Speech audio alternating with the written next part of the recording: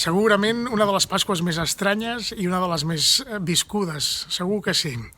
Ben especial, sens dubte.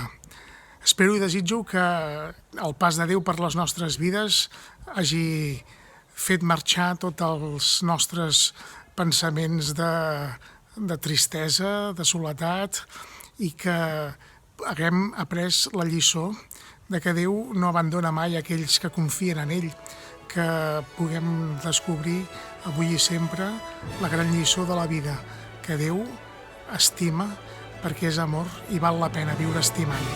Molt bona Pasqua i esperant de retrobar-vos a tots ben aviat.